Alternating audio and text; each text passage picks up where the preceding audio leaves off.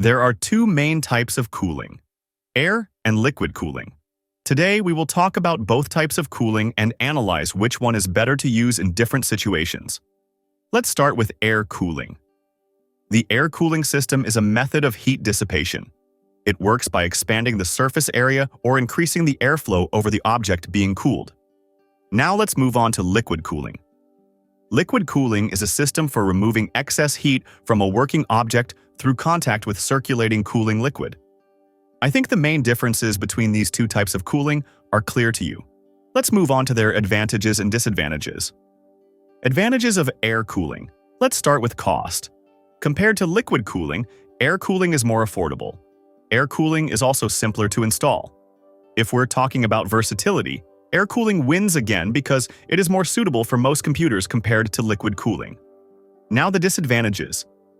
The first disadvantage, though not very significant, is noise.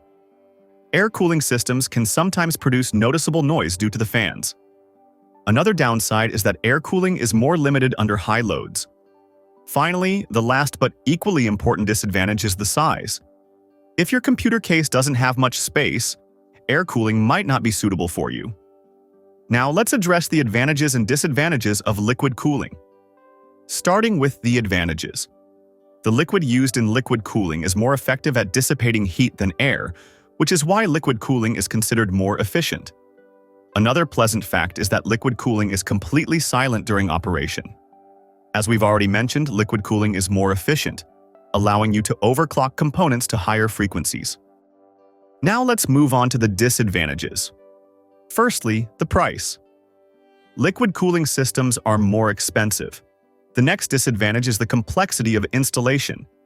Installing liquid cooling requires much more time and effort to properly set up and connect all components.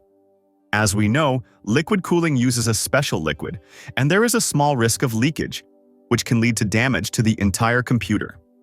The last main drawback of liquid cooling is that this type of cooling requires maintenance. If you decide to choose liquid cooling, be prepared to periodically replace the liquid and clean the radiators to maintain optimal performance. Despite the pros and cons of these two cooling systems, almost everything depends on your personal goals, budget, and preferences. What to pay attention to when choosing a cooling system? The first is, of course, the budget. As we mentioned earlier, liquid cooling is more expensive, so you need to decide right away whether you can afford to pay extra. Next, you need to determine how much your computer heats up during operation. If you play demanding games and work with 3D programs, meaning your components operate at high frequencies and generate a lot of heat, it might be worth spending extra on a liquid cooling system. However, if your computer's components don't generate much heat, there's no point in overpaying for liquid cooling. Air cooling will handle your computer just fine. You should also consider your computer case and find out whether liquid cooling can fit inside it, as not all cases are suitable for liquid cooling.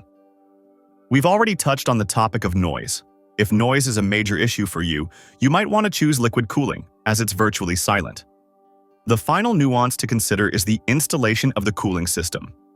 If you have no experience with installing cooling systems, you might encounter problems when installing liquid cooling.